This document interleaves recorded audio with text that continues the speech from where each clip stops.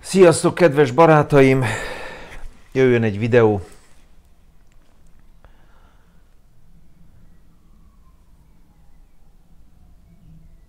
Egy pár kérdésről, amit feltettetek nekem. Remélem megbocsátjátok megint csak, hogy szokásos addikciómnak élek, zöld tea.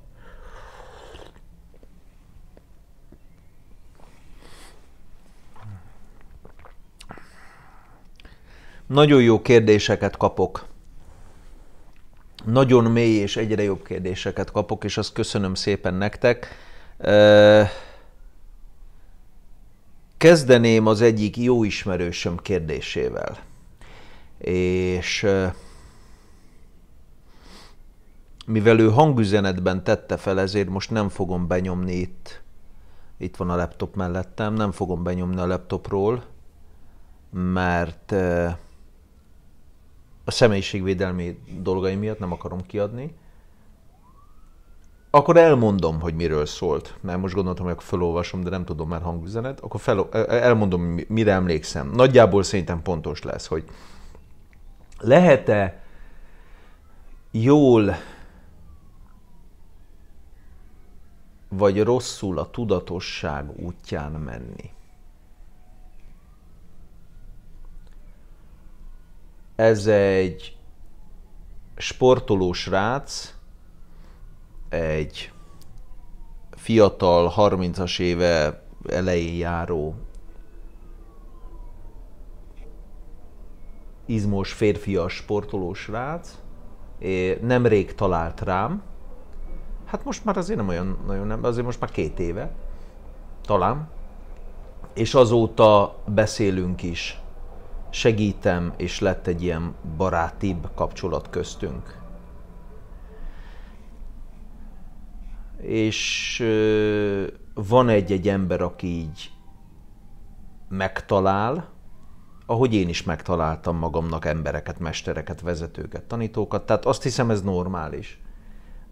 Hogy az emberhez egy ember valamiért, és akkor behozhatom azt a szót, hogy karma, vagy elrendeltetés, ez a dolgunk, nem tudom, de közelebb áll, bekerül.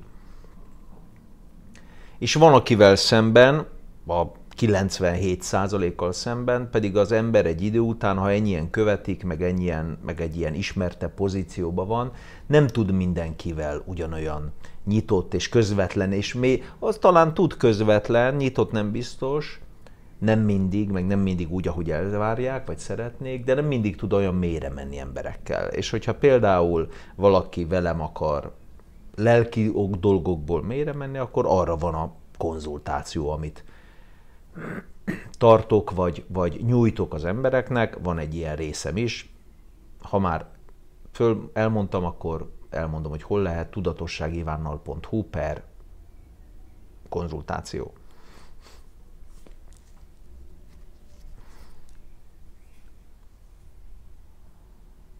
Vagy a tudatosságivannal.hu/előadás, vagy a tudatosságivannal.hu/konzultáció résznél megtalálod, ezen gondolkodtam, hogy melyik.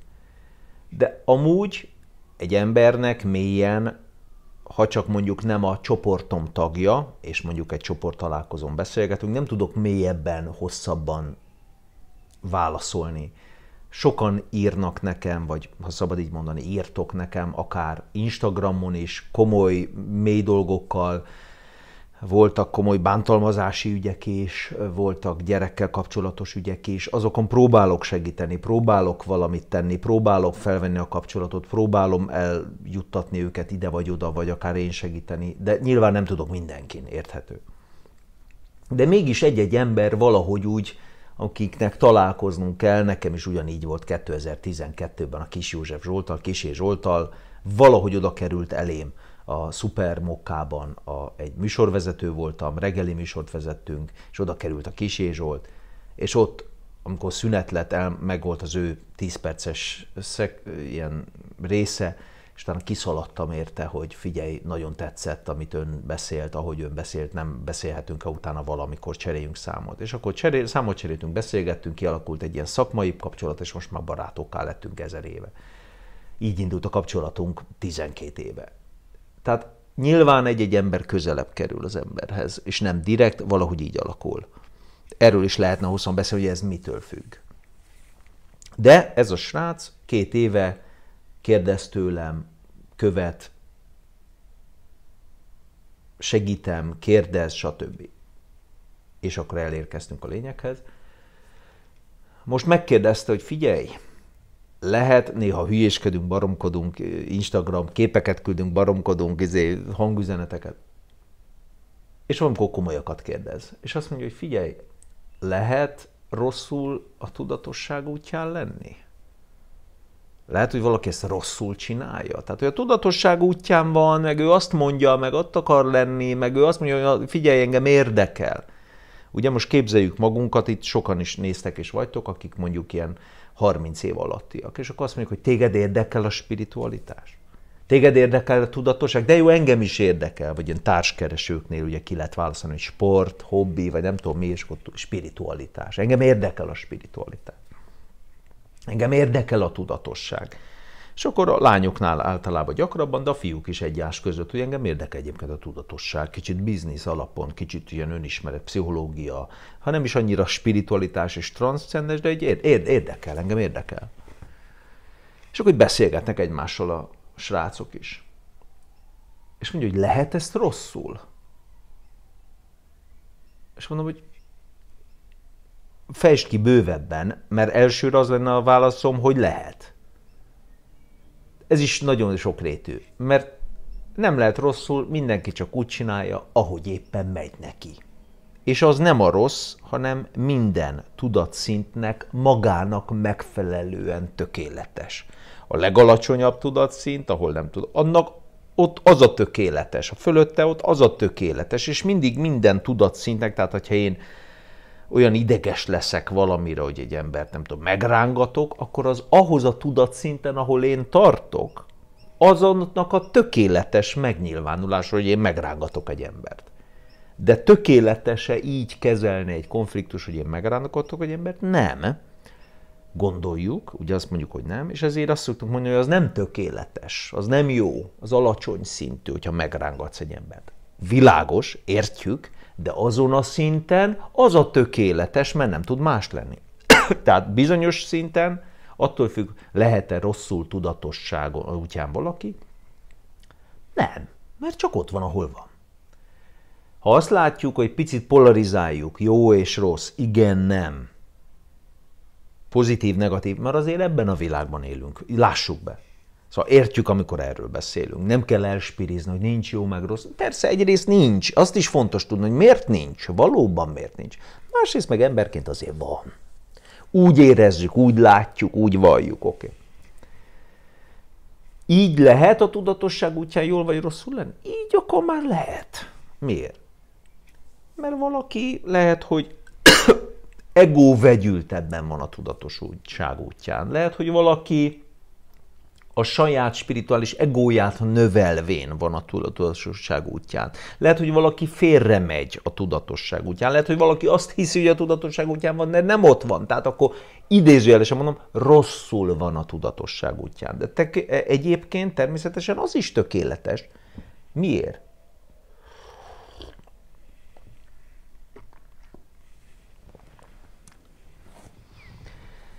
Mert addig vagy csak idézőjelesen, és ez csak idézőjelesen rosszul a tudatosság útján, amíg falba nem érsz, nem koppansz, és talán rájössz, hogy kell jól lenni, és elkezded jól csinálni, vagy jól elkezd valami ébredni. De mondom, fejtsd ki, kérlek. Azt mondja, hogy figyelj, ez a srác, most már nem tudom, hanyadik ilyen ütközése volt kocsival. Most is vettünk neki elmentem neki segíteni, vett egy Peugeot, nem tudom mit, fél óra múlva, vagy nem tudom, lehet, hogy nem pontosan idézem, de aznap fölcsavarodott egy fára. És mondtuk neki, hogy figyelj, már tényleg sok a jel. Tényleg sok, nem, ő tudja, ő tudatosság útján van, ő neki nem kell mondani, ő pontosan tudja. És ő jár is egy mentorhoz, egy pszichológushoz, egy terápiára. Tehát, hogy ő neki nem mondja, mert most van a jó úton, ő jár valakihez. Most gondolkozom, hogy elmondjam kihez, mert egy ismert név, nem mondom el, mert most nem akarom azzal bekavarni a mi agyunkat.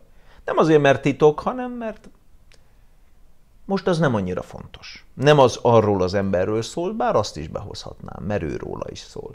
Hogy ilyen a mentorátja, a tanítványa. Kliense.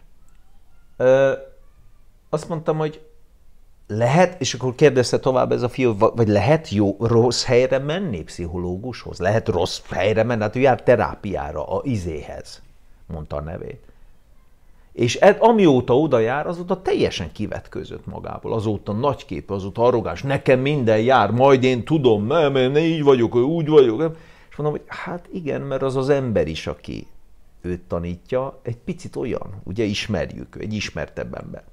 Ő ilyen, ő ezt tanítja, nekem nem mond meg, lerázom magamról, nekem jár, megérdemlem, nekem ne dumálj, akkor nem tetszik valami, el lehet tűnni.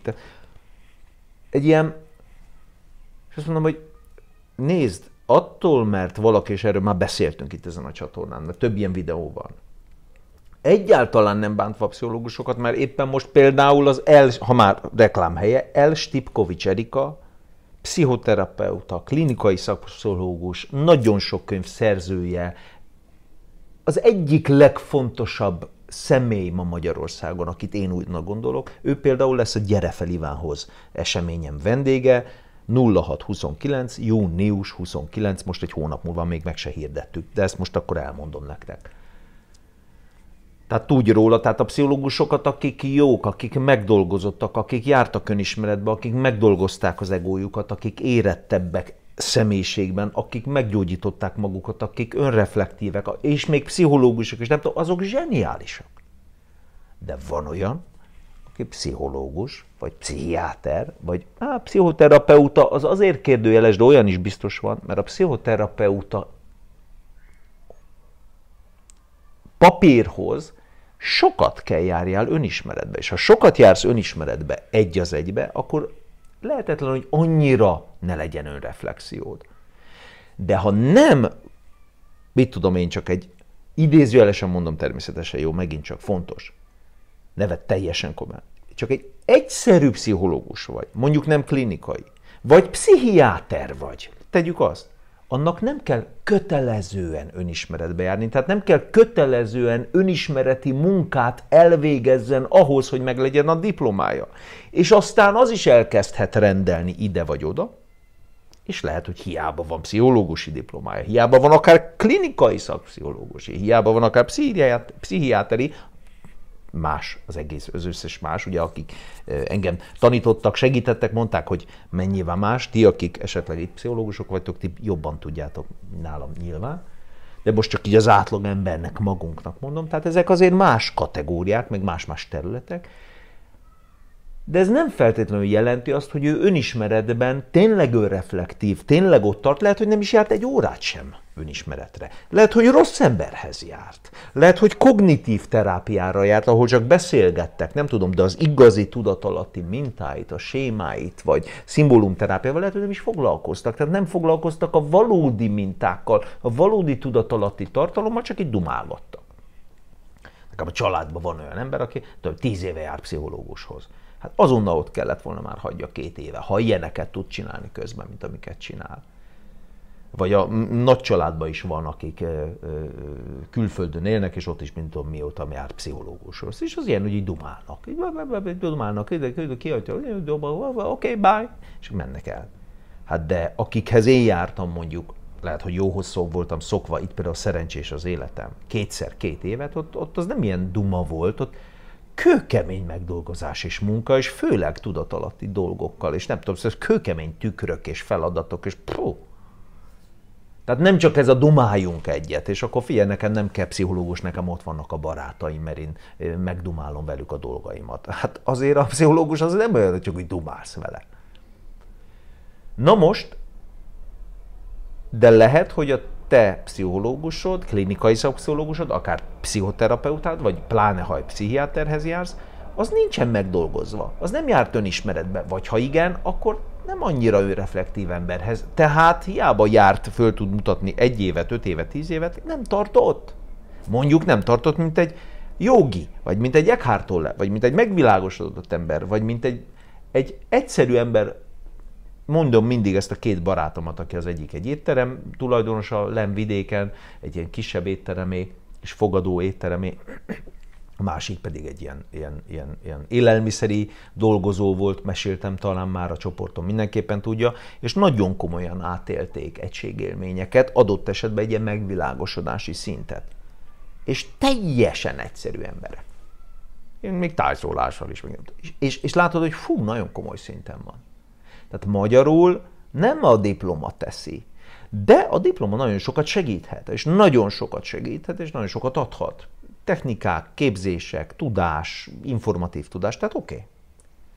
De visszatérve erre a srácra, a kis, hogy mondjuk úgy félig barát, félig mentoráltam rá, hogy akit ő kérdezett, hogy az ő barátja, amióta ehhez az emberhez jár, teljesen kivett között magából, arrogáns lett, kemény lett, nem veszi észre, hogy mi van, olyan egós, úristen, ütközik autóval többször, még mindig nem. Lehet ez rosszul? És most ő van a tudatosság útján, mondja neki, és jár már terápiára is, meg minden, és mondom, figyelj, akihez terápiára jár, az igazából nem is tarthatna terápiát. Tehát az nem terápiának nevezik.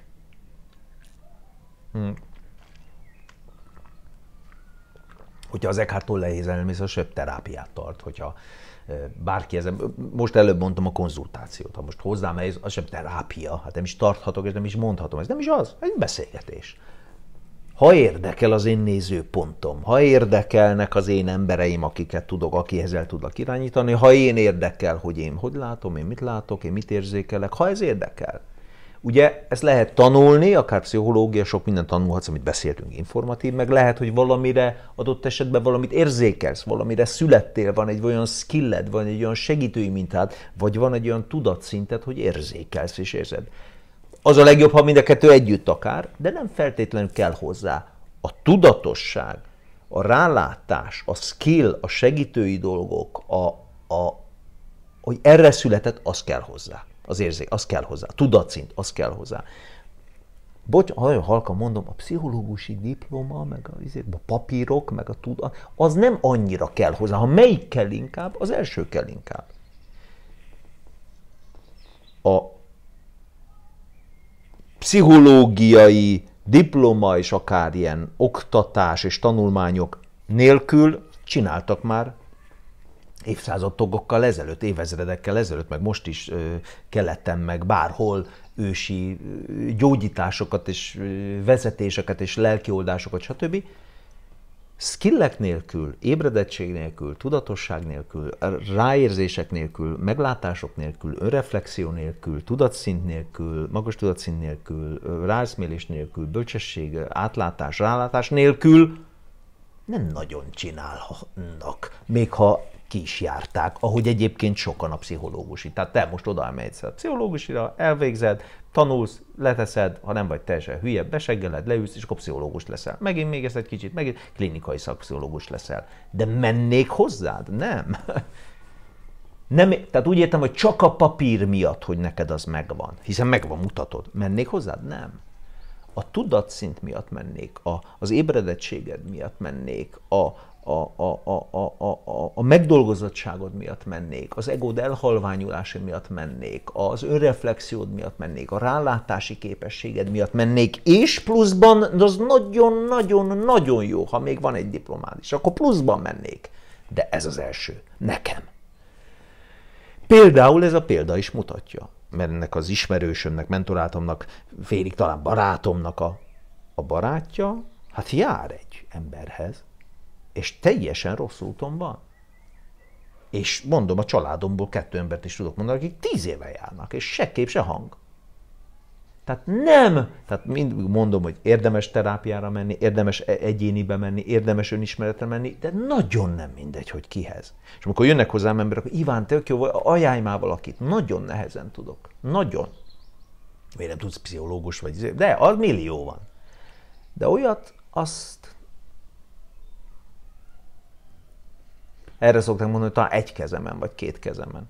Tehát nagyon nehéz, és azok tele vannak. Tehát nagyon nehéz, és nagyon nem mindegy, mert jársz valahova, az egy dolog, hogy lehet, hogy nem nagyon használ semmit, csak magadat nyugtatod, hogy te jársz valahova, meg beszélgettek, hogy valamilyen informatív tudást is kapsz a terapeutától, pszichológustól, ami ennél rosszabb, hogy félrevihet. Hatalmas piros felkiáltójel, pám, pám, pám. Félrevihet. Tehát egy nem megdolgozott személyiséggel rendelkező pszichológus, egy nem megdolgozott személyiséggel rendelkező vezető, egy nem rálátó, egy nem ébredett, egy nem önreflektív, vagy nem annyira, vagy az vihet. De nagyon. Be az erdőbe. És akkor lehet rosszul tudatosnak lenni, vagy önismeret? Lehet, de ugyanakkor nem lehet, mert az is tökéletes, mert puf, bevisz az erdőbe, szívsz egyet, bum, fejbe kolintanak, nem tudom, most idézőjelesen mondom persze, elesel, fölkel, és akkor rájössz, hogy fú, bassza meg. Ez kurva szar volt. Nagyon megszívtam. Puh, és fölébredsz egy 4-5 év múlva, vagy 6 év múlva, hogy mit csináltam eddig, és akkor majd mész valamerre, vagy eselkelsz tovább. Tehát ennek is van útja, ez is rendben van. Másrészt mindenki olyan tanítót, pszichológust, vezetőt, terapeutát, segítőt, egészítsd ki, bármi, vonz be, amilyen éppen neki kell, amilyen éppen tud kapcsolódni hozzá, ami az ő tükre, ahol éppen ő tart. Tehát vannak olyan pszichológusok, hogy elmész valahova, és igazolni fogja azt, a te hitedet, a te gondolataidat, nem tudom, és csak ezt fogja végig visszaigazolni. És akkor azt hiszed, hogy neked igazad van, te milyen jó vagy, nem tudom, és kész, és eljárogatsz terápiába. És nem gondolod azt, mondjuk nem fog konfrontáltatni saját magaddal, nem fog szembesítetni, nem visz le a tudatalattidba, nem hoz föl dolgokat, nem dolgoztok meg dolgokat, nem is fedeztek fel dolgokat, nem fog egy valódi tükröt mutatni, ami néha kellemetlen lesz. Mert ő neki sincs nagyon saját magához. Tehát lehet is rosszul tudatossági úton menni, meg nem is, mert ez is rendben van. De ugyanakkor meg fontos, hogy kihez mész.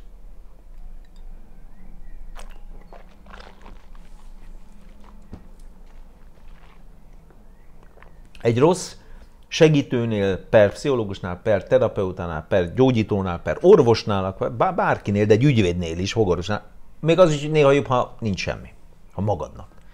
Mert egy rossz az nagyon félrevisz. Főleg a terápián, az önismeretnél, hát olyan erősen megerősítheti, lásd, az arroganciádat, az egódat, ha nekem jár, én majd tudom, nekem nem mondd meg, én vagyok a király. Ezt nagyon fölerősítheti egy nagyon ilyen színezetű tanító, pszichológus, pszichiáter, terapeuta.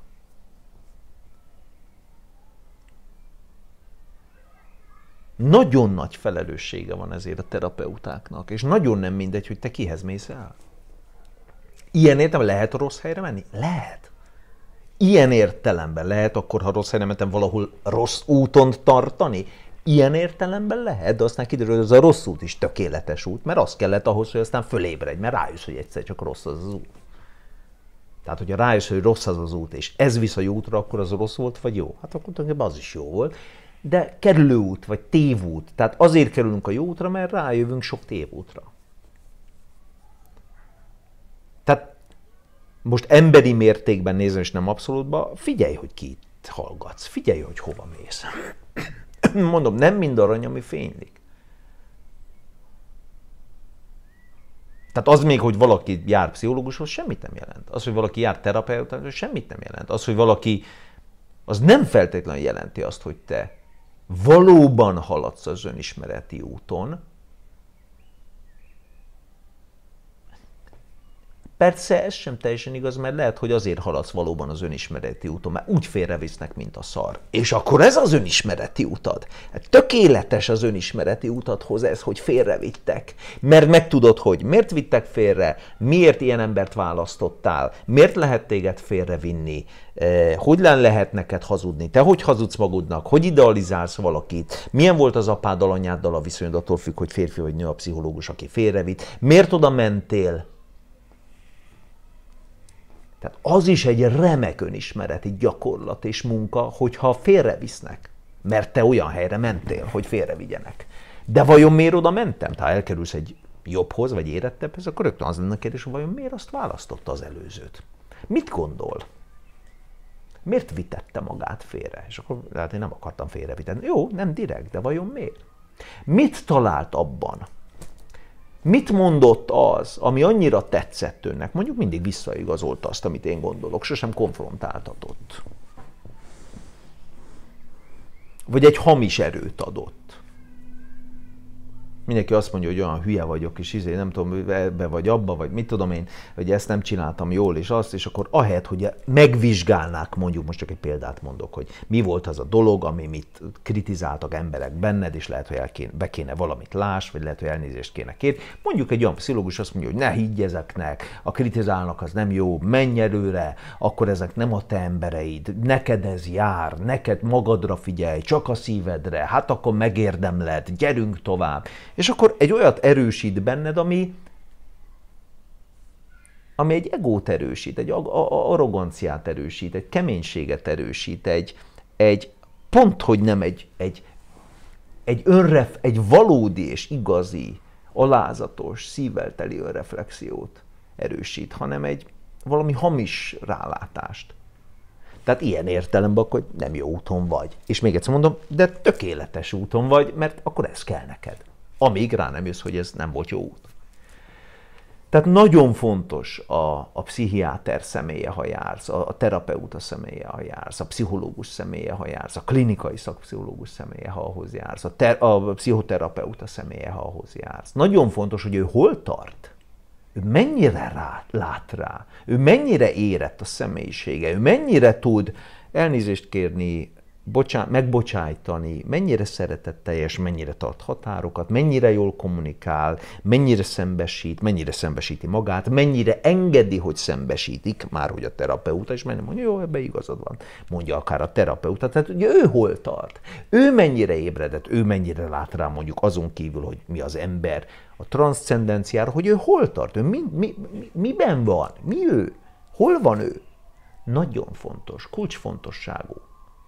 Ez olyan, mint egy jó cipőd van, vagy egy kinőtt, kicsi, nyomja a lábad, és 2 hét múlva leszakad, beázik, nyomja.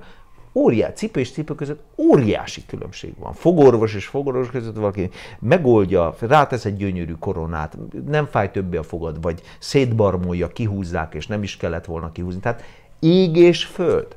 Itt ugyanaz. Megműtenek, sikerülni fog, nem tudom, vagy a másik benne hagyja a nem tudom milyen műtéti hibák, hogy benne hagyja nem tudom, az ollót az emberben, meg nem tudom, vannak ilyen őrületek. Tehát ég és föld. Egy bűnügyi perben megment az ügyvéd, vagy hülye volt az ügyvéd, és amikor hiába igazad volt, nem tudott védeni, és azért elítélnek. Tehát ég és föld. Most nem tudok még ilyen példákat mondani, de értitek.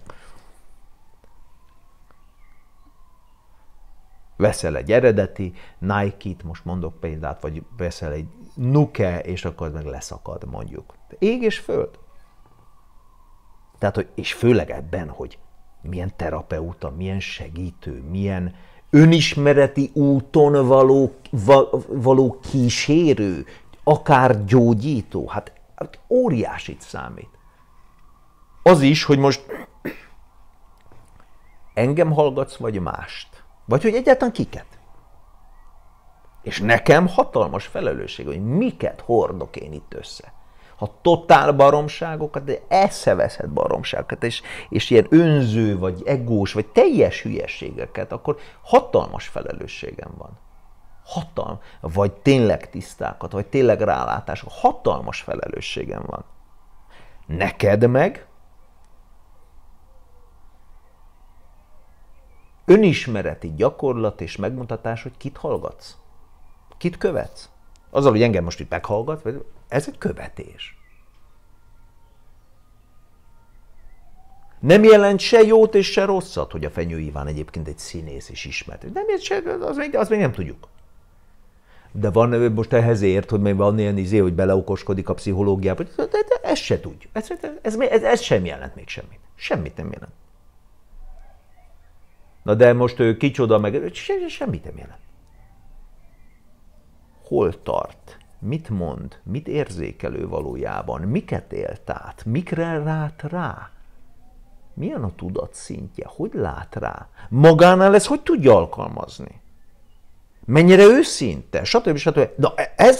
Ez már fontos. Ez már fontos. És nem csak a Fenyő Ivánnál, hanem egy hű Doktorovics, nem tudom milyen pszichológusnál, meg a legnagyobb ilyen kaftánba beugró joginál, meg nem tudom, ne dőj be a látszatnak. Ugyanígy az orvosoknál, ne dőj be a látszatnak. Tapasztald meg, figyeld, érezd. És hogy itt a zárszót lemondjam, vagy elmondjam, mert hogy ég és föld, hogy milyen terapeuta. Mert ez a barátom, aki egy nagyon jó érzésű fiú, nagyon jó szemmel néz, hogy figyelj, itt a barátom valami nagyon félre van mellett, teljesen kivetközött magából, nagyon más lett, nagyon most ütközik a kocsival, ez történik, az történik vele, esik kell, ez az önismereti út. Hát én téged hallgatlak, Iván, mondja nekem ez a srác, én azzal tudok azonosulni, azzal megyek, ezt elhiszem, hogy akkor ja, ez az önismereti út, amit itt hallgat, és látom ezt a fiút, a barátomat, és teljesen máshol van, és úristen is. És azt mondja, hogy ő van az önismeret út, meg jár is terapeutához, ehhez az emberhez. És akkor elmondta ezt nekem, mondom, ja, hát akkor oké. És nem azért, hogy rosszat mondjak arról az emberről, hanem azért, mert ha most mondanám a nevét, akkor igen. És ismernétek mondjuk, mert nem biztos, hogy ismeritek, elmennétek, vagy nem, tehát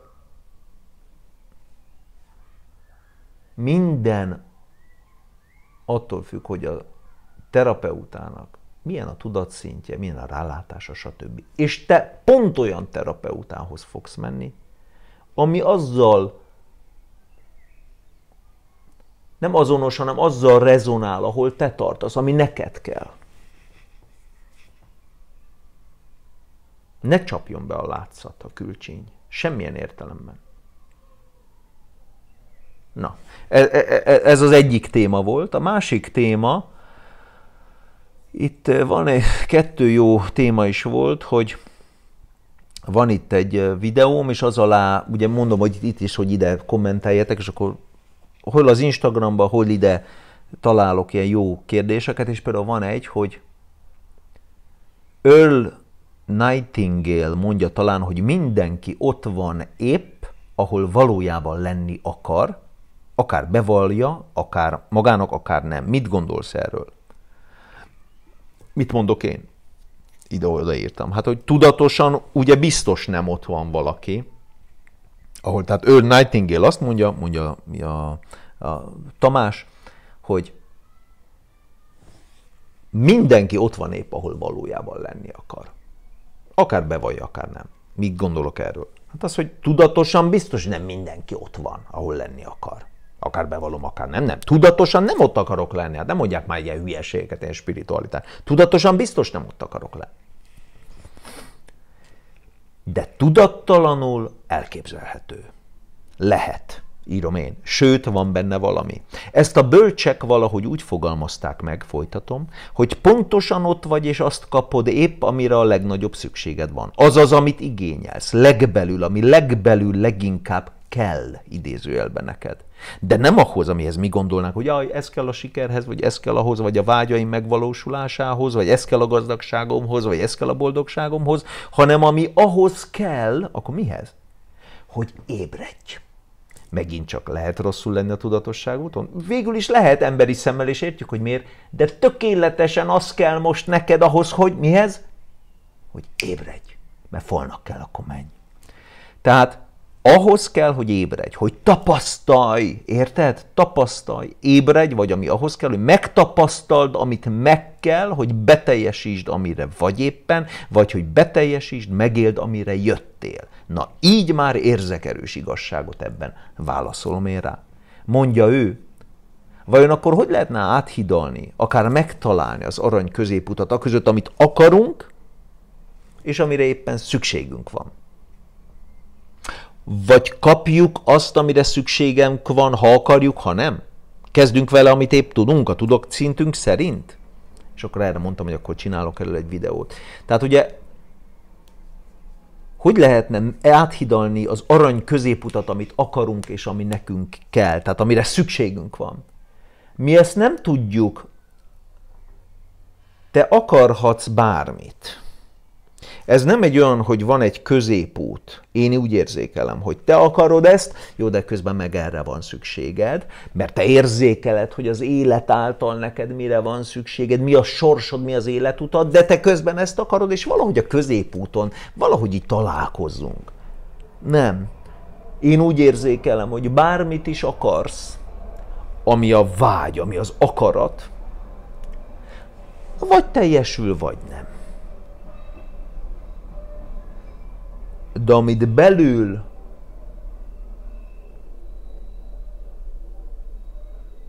mást mondok, ha valamilyen vágyad beteljesül, annak azt akarom mondani, annak van oka, de úgy értem, hogy van oka, hogy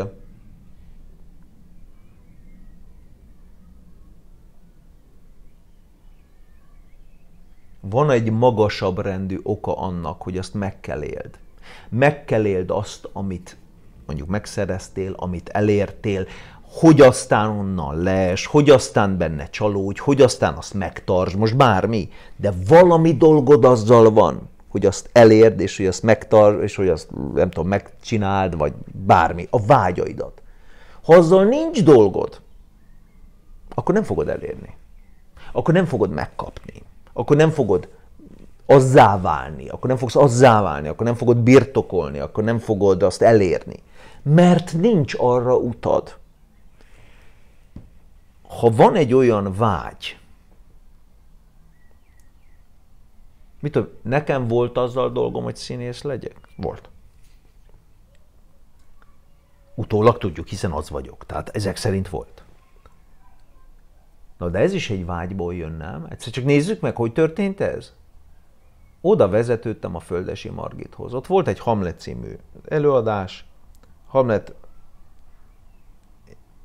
esti egy ilyen nyári bemutató, és ott a nagy monológot elmondtam, és azt érzem, hogy úristen, ezt kell csináljam, de ott az nem egy vágy volt, hanem egy ilyen atyaég mi volt ez, és utána jött az egyértelmű döntés, hogy én ez leszek, ez kell.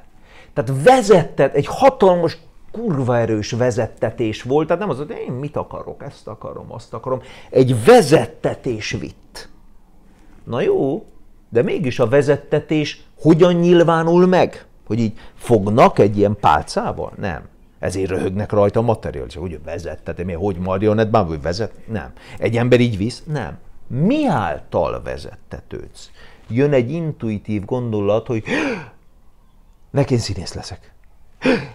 Én a színművészetére megyek. Magyarul megjelenik egy gondolat, azzal azonosulsz, azt a magadénak teszed, azt a magadévá teszed, azt nagyon magaddal viszed, és az visz. Magyarul valami megjelenik benned egy motiváció, egy gondolat, egy érzelem a gondolattal együtt, és az visz, ahhoz ráragadva visz téged az élet. Magyarul azért van egy vágy, van egy akarat, igen, így nyilvánul meg.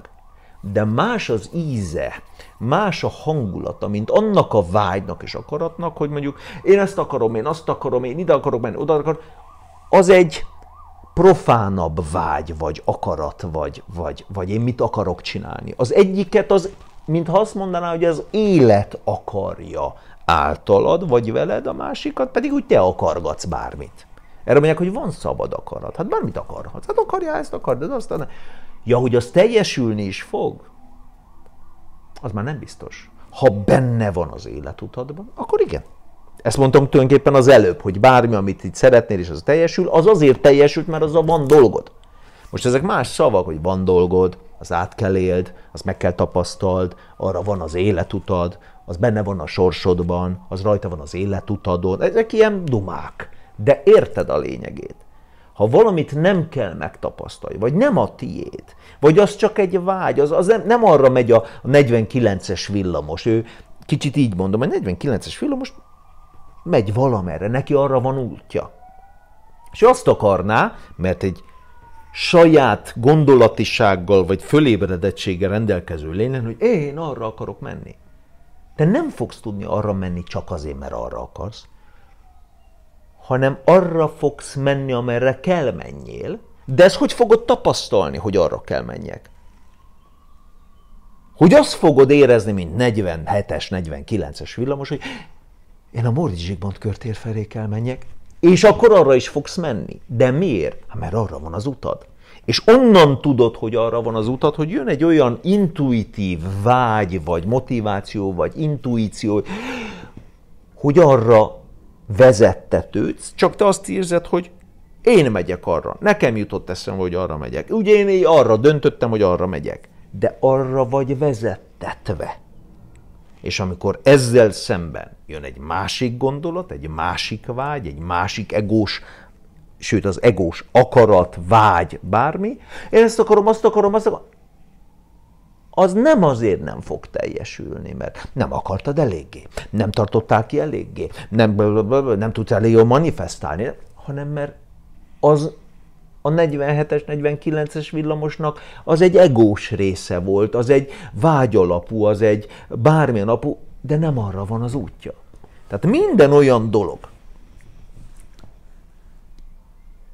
amire vágysz, amit szeretnél, és az benne van, az ilyen értelemben teljesülni fog. Sőt, visszafelé. Minden, amit teljesült, az egyszer lehet, hogy akartad, és már kitaláltad előre, régebben, lehet, hogy nem akartad, és mégis teljesült. Ugye van olyan dolog, ami teljesül, de nem is gondoltam erre, nem is tudtam kiszámítani ezt. És van olyan, hogy de én akartam színész lenni, az is lettem. De azért, mert akartál színész lenni, és az is lettél, az ne higgyed azt, hogy azért te bármit akarhatsz, és akarsz teljesül. De nem azért, mert te rosszul csinálsz valamit, hanem mert bár neked úgy tűnt, hogy te színész akarsz lenni, így élted meg, és az is lettél, nem azért lettél az, mert a millió egy dolog közül, amit te szerettél volna, hogy pont így kiválasztottál egyet, és akkor na én most ebbe teszek bele energiát, de hogyha másba tettem volna, akkor az lettem volna, ha másba, akkor meg az lettem volna, másba, akkor az lettem, bármit mindig választhatunk, és akkor ugyanúgy beleteszek energiát, akkor az lesz, vagy létrejön. Nem, hanem mert erre vezettetődtél, ez az utad. De az, hogy erre vezettetődj, ez legyen az utad, az úgy nyilvánul meg, hogy előtte benned vágyként, akaratként, szimpátiaként, motivációként meg kell egy gondolat vagy egy érzelem jelenjen. Én ezt akarom, és megy utána a test. De ez nem azt jelenti, hogy bármilyen gondolat vagy vágy meg följön benned, az mindegyik teljesülhet, ha az utána mész. Magyarul bármit vágysz és akarsz, megcsinálod. Manifestálj, manifestálj. És utána nem sikerül, ugye? Milliószor. Valamit elrontottál, nem, vannak olyan blokkok benned, nem sikerült valami, valamit te rosszul csinálsz. Nem csinálsz semmit rosszul.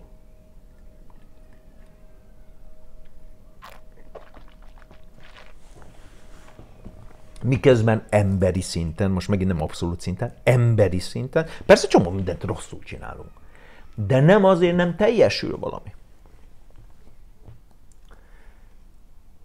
Lehet, hogy az az életed tanulása, hogy rágyere egy életben, hogy milyen önakadályozó dolgaid vannak. Lehet, hogy ez az egész életed dolga, hogy erre gyere rá, hogy milyen önszabotáló dolgaid vannak, és akkor ez mondjuk hogy fog kinézni? Hogy mindig akarsz valamit, amit nagyon érzel, hogy nagyon kéne, és sosem sikerül. És az egész életedben pedig érzed, hogy basszus, elérhettem volna. De azt kell megértsd, hogy mi volt belül mélyen, ami miatt nem érted el. De ez nem azt jelenti, hogy akkor ez egy kárba tett élet, mert egyébként azt lehet volna az életed, hogy elért, hanem akkor ezt tapasztaltad meg, hogy egy-egy visszahúzó, nem tudom micsoda, hogy tudja megakadályozni azt, hogy elérj valamit. Tehát nem az a célunk mindig, hogy siker, fény, hanem mindenki másért van itt. Ez az asztrológiai képletben is nagyon pontosan benne van. Mindenki másért van itt, mindenki más színű, mindenki más energetikájú, mindenki más ízű, mindenki más utak vannak. Mint a hangyák, mindenki más felé megyünk. Nem teljesen jó példa, mert bár jó példa, mert azt mondanám, hogy a hangyák az mind egyfelé mennek, kimennek a bolyból, aztán bemennek a bolyba.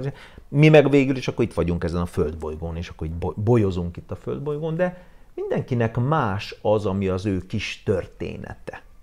Mindegyik fának van egy történet, nekünk is van egy történetünk. Nem mindegyik fa ugyanolyan színű, nem mindegy, tölgy, nem. Attól függ, hol él, mit csinál, az miért ilyen 4 centivel magasabb, mert.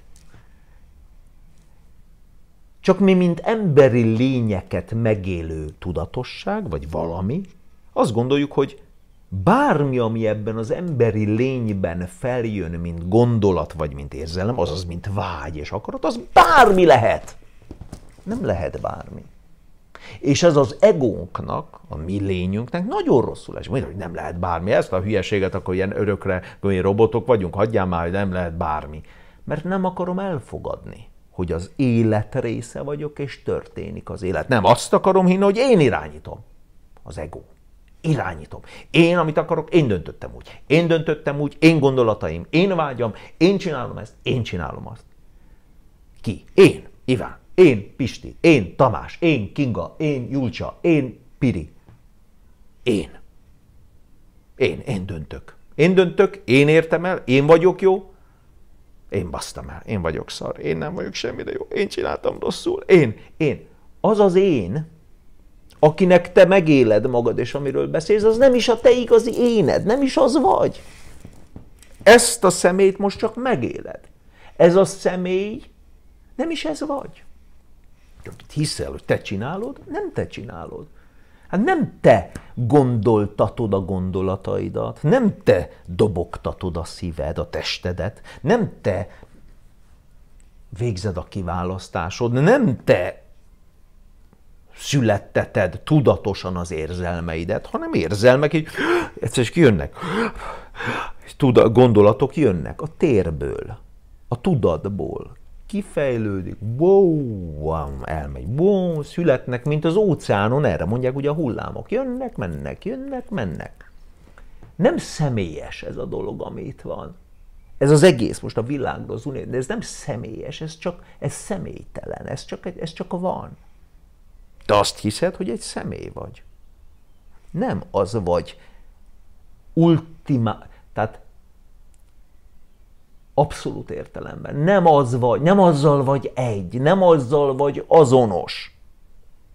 De amíg azt hiszed, hogy azzal vagy azonos, azt akarod érezni, hogy kontrollálni tudod, rajtad múlik, te dönthetsz, te akarhatsz, te vágyhatsz. És ha te megcsináltál valamit, azt te csináltad meg, és ha nem sikerült valami, akkor bassza meg, elrontottam, vagy miért nem, vagy holott te csak, ami te vagy, amivel te azonos vagy, az, ami megéli ezt az embert, és ezt az emberi lénynek a különös történetét és életét. És hogyha azt kell megélni, mint hogyha most ez egy színházi szerep lenne, hogy figyelj, neked semmi nem fog sikerülni. Jó, kíváncsi egy ilyen szerepre? Jó, nehéz szerep.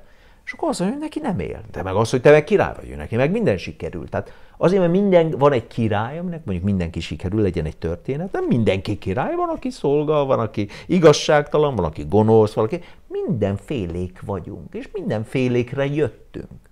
Egyébként, hogy milyen dolgok történnek általad, benned, nem tudom, az korrelál, úgy meg korrelál, vagy korrelál. Tehát, mint hogy megegyezik, nem tudom akkor ezt a külföldi szót, megegyezik a tudatszinteddel, hogy azon a tudatszinten mi történik. Tehát, ha egy olyan tudatszinten vagy, akkor nem tudsz máshogy reagálni, csak úgy, hogy megölsz valakit, vagy bántod, vagy magadat, vagy azon a tudatszinten ez van. Így nyilvánul meg az elme, az érzelem és a test, és azzal az emberi lénnyel ez történik, és elmegy az emberi lény, és kész. De te, ami te vagy, ami éli ezt az emberi lényt, az más.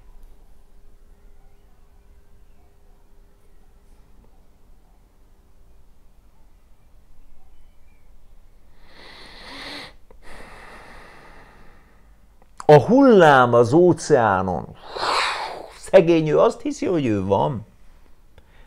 Tulajdonképpen arra 2 másodperc, arról úgy tűnt, mintha lenne, igaz? Hát ott volt.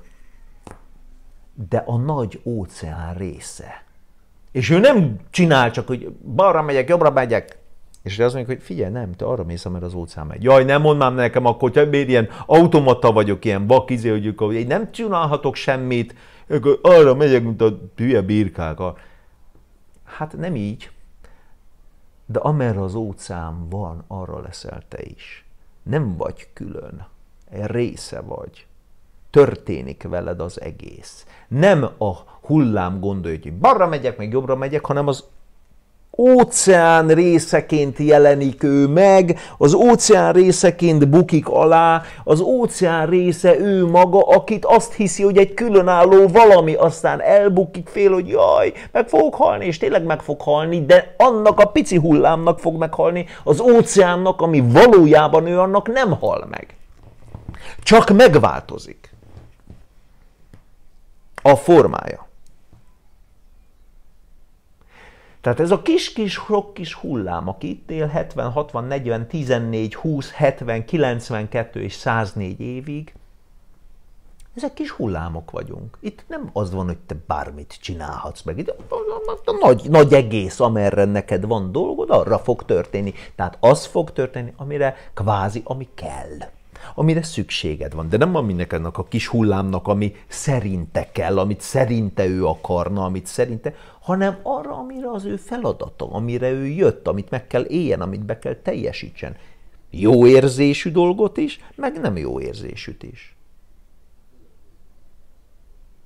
Ilyesmit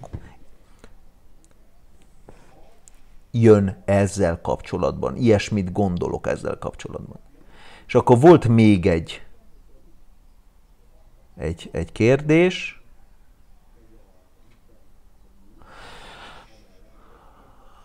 Azt hiszem, úgy tartják, tehát egy harmadik kérdés, és akkor ezzel végzünk. Azt hiszem, úgy tartják az indiai kultúrában, hogy mindenki, na, pont ilyesmiről volt szó, egy előre megírt sorssal érkezik, és szinte mindegy, mit is tesz a két vég között, úgyis megtapasztalja, amit meg kell. Na, milyen érdekes, pont erről volt szó. Kicsit. Ebből kiindulva vajon a vágyaink is előre belénk vannak programozva? Az szerint, amit épp meg kell élnünk, csak nem férünk hozzá, mert tudat alatt van? Még jön sok kérdés, csak ez innen, ami jön. Nem belénk van programozva,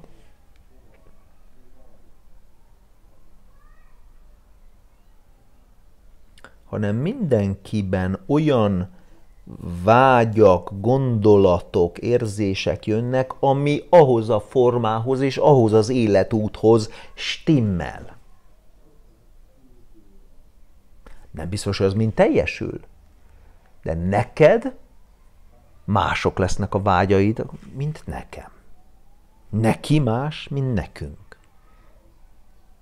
1500 éve más, mint most. 10 000 év múlva más, mint most. Tehát mindenki, az a forma, az ahhoz passzoló, energetikailag és tudatszintileg passzoló vágyakat, azaz érzelmeket és gondolatokat fogja megtapasztalni, és vagy ezt ő érzékeli, mint tőle független, vagy benne jelentkező dolgot, vagy ő ezzel azonosulni fog, ugye ego, de ezt tapasztalja.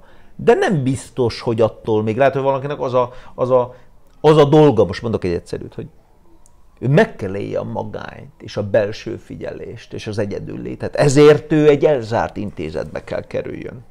Például börtönbe. És ott kell legyen 40 évig, és ott kell. Ez a dolga. Ezért jött. Na de ő mit fog érezni, mint vágy? Hát a börtön alatt az, hogy ki akar jönni, meg el akar menni, vagy akkor meg akarja magát ölni, vagy nem tudom. Ez benne van.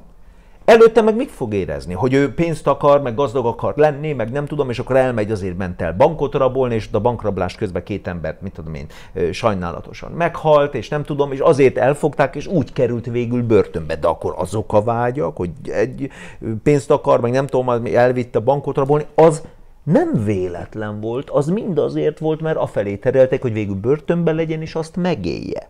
És ő neki nem az a dolga, hogy akkor ne legyen pénze, vagy az a dolga, hogy legyen pénze, vagy az, hogy kitől meg, hanem az, hogy mondjuk, ez most csak egy példa. Tehát ez nem mindenki, aki börtönben van, vagy ez csak egy improvizatív példa, mint a színész, aki ír forgatókönyvet a részemről, jó? De egy picit belekeverve a spiritualitást. Lásd Szepesi Mária vagy Müller Péter, akik írók vagyunk, vagy művészek, és belekeverjük a spiritualitást. Tehát mondjuk ő neki az a dolga, hogy megéljen egy 40 év egyedül létet egy cellámon, és ott rájöjjön valamire. De ehhez az kellett előtte, hogy valahogy oda kell kerüljön, mint hogy mi írnánk egy forgatókönyvet, valahogy oda kell kerüljön. És azért, mert olyan vágyai voltak, hogy. De miért vannak olyan vágyai? Mert mondjuk nem volt pénze gyerekkorában. És miért van? Tehát az egész megvan, ilyen értelemben gyönyörűen kreálja magát, afelé, amit meg kell éljünk. De akkor minden be van programozva, ahogy írja az ember.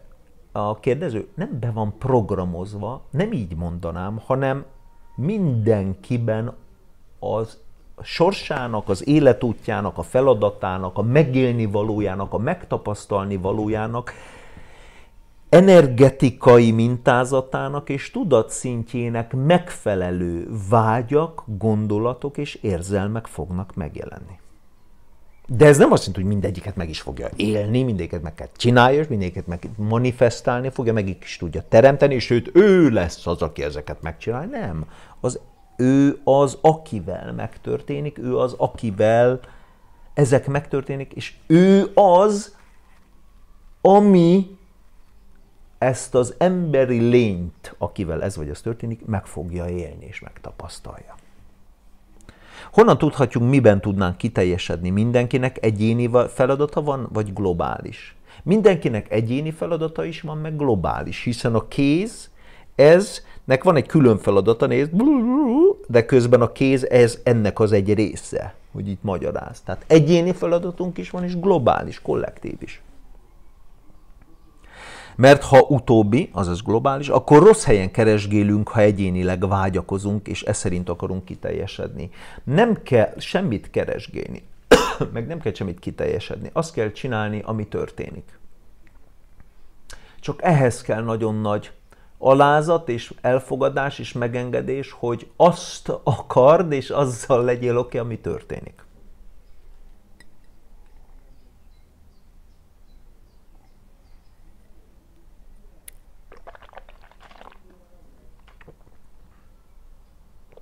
Afelé kell alázat, ami történik. Azt kell, semmit nem kell kitaláljunk. Én is egy csomó mindent néha ki akarok találni. Bennem nagyon erős a kontroll. Anyám, apám révén. És mindig föl kell fogjam, hogy jó, tehát nagyon erős az agyam, nagyon erős tud lenni bennem a kontroll, és nagyon erős ugyanakkor az a megengedés képesség és a vezettetés képessége. Szóval nekem érdekesen kettős, mind a kettő erős. Az egyik az nem túl okoz jót nekem, azért túl gondolom. A másik pedig azon egyszer csak, hogy ez bekattani, meghal, és azon, hogy és csak engedem. De az én karakteremnek, ami most ez a Fenyő Iván, az van, hogy ő engedődik szépen, mert igen, és közben néha meg az van a fejében, meg gondolkod, igen, hagyd menjen. Tehát ő erre van, hagyd gondolja, úgyis fogja gondolni. De hogy mindig az lesz, amit ő akar, dehogy az lesz. Meg mindig ki kell találni, semmit nem kell kitaláljon.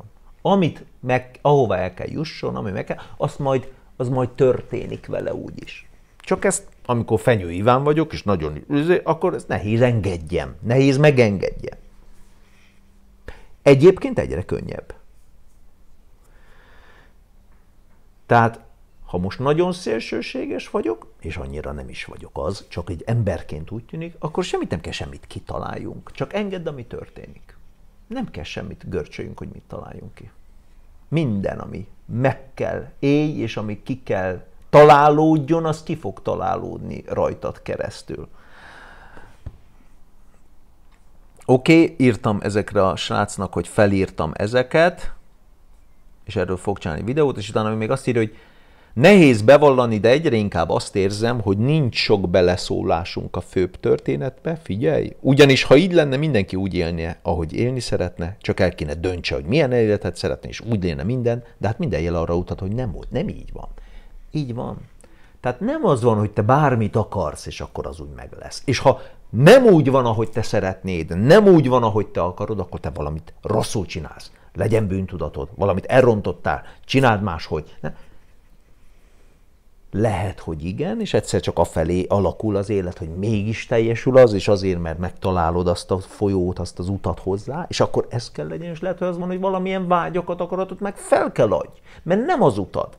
És pont az a megtapasztalni valad is történetet, hogy nem az az utad, hogy fel kell adj. Tehát nem csinálsz semmit rosszul. Éberség, éberség, éberség, hogy mifelé vezettet az élet, hogy milyen intuícióid vannak, hogy mi van. Lehet, hogy valami felé vezetne az élet, de te ellenállsz neki egóból, és akkor még nem sikerül. De akkor lehetett volna? Igenis, meg nem is. Mert lehet, hogy az az utat, hogy rágyere, hogy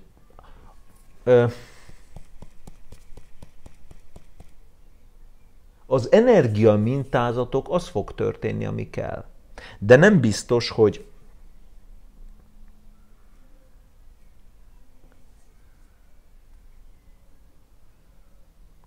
milyen tudatszinten élsz meg valamit, az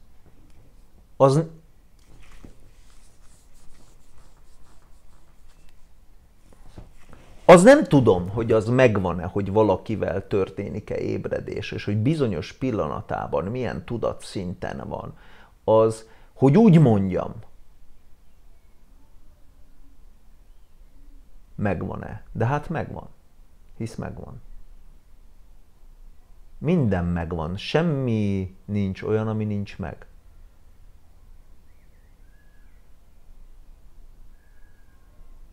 Hisz nincs idő, hogy majd holnap meg lesz, tegnap meg nem volt.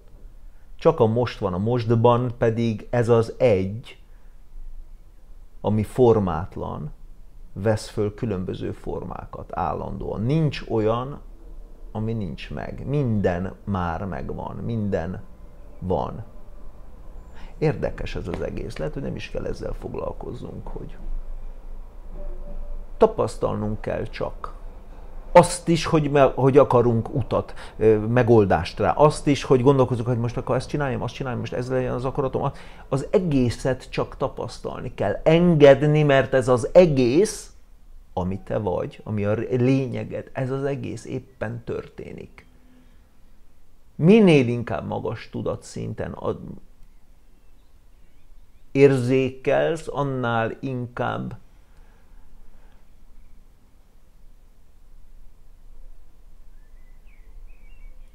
egy isteni megnyilvánulás, egy tisztább, egy magasabb tudatszintű megnyilvánulás jön át ezen az emberi formán. Tettekben, mondatban, gondolatban, tisztaságban. Annál inkább magas tudatszint, és a magas tudatszint annál inkább behoz olyan dolgokat, amit emberek mi azt mondjuk, hogy béke, szeretet, kellemes, jó, boldog, és minél inkább felébredetlenebb, alacsonyabb tudatszintű az a tudatosság, ami az emberen keresztül jön, tehát a tudatosság még azonosul az emberrel, ott meg csak az jelenik meg, ami ahhoz a tudatszinthez korrelál, vagy hogy megkezd, tehát az a szinthez kapcsolódik. Nem tud valaki magas tudatszinten lenni egyszerre, és féltékenységből megölni az összes volt szeretőjét. És nem tudja mindenki úgy megölni a szeretőjét, hogy közben meg egy nagyon magas tudatszinten van, vagy fordítva, ugyanezt mondtam az előbb. Nem tud valaki úgy alacsony tudatszinten lenni, úgy megnyilvánul, hogy közben feltétlenül nélküli szeretet érezzen. Az attól, tehát amilyen tudatszinten vagy van ez a forma, így azt mondjuk, hogy te vagy én, de ez a forma, ez az emberi lény, attól függően lesz ilyen vagy olyan a beszéde, a benne megjelenő gondolatok, és attól függően változik, hogy mi fog általa jönni, mint teremtés, mint élet, hogy azaz milyen szó, milyen mondat, milyen tett, milyen cselekedetet, milyen produktum, milyen dolog jön általa. És ő mit okoz itt a világban a körülötte lévőknek. Tudatszint kérdése, felébredettség kérdése, ha úgy tetszik. És azt gondolom, hogy hogy megvan, hogy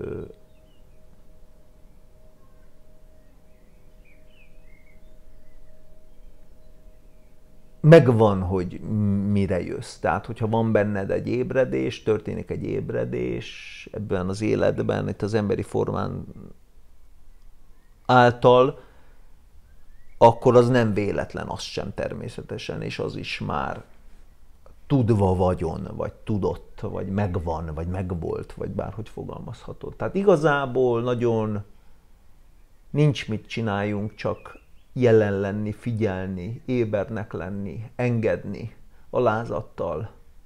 Nagyon nehéz. Engedni, ami van. Nagyon nehéz. Már úgy értem, hogy magas szintű feladat. Na jó. Ilyesmiket gondolok. Most ugye volt 3 kérdéskör, amit úgy beszélgettünk egy kicsit róla. Jó, ez volt a mostani, el is telt 1 óra, Isten áldjon mindenkit, nem húzom tovább itt a dolgokat, mert az elég mélyre betágultunk, vagy mélyre, az más, hogy mélyre, meg ki, oké, de értettük. Gyere fel Ivánhoz, lesz 0629-én L. Stipkovics Erikával. Én ott szeretnék szülőkről beszélni, szülői mintázatokról, apáról, anyáról, mit kaphatunk. Tehát ott a pszichológiával fogunk inkább foglalkozni, az emberi egóval, az emberi személyiséggel, illetve párkapcsolatokkal, kapcsolódással. Főként erre gondolok. Jövő héten indul az elvonulásunk. Még lehet, hogy tartok egyet szeptemberben, de azt majd meglátjuk. És jön majd az önálló szűk csoportom is, remélem már júniusban megjelenik. Most ahhoz építjük megint csak a online és ilyen webes hátteret, meg struktúrát kicsit átalakítjuk. Jó, ennyit szerettem volna. Isten áldjon meg mindenkit. Szevasztok, gyerekek! Minden jót!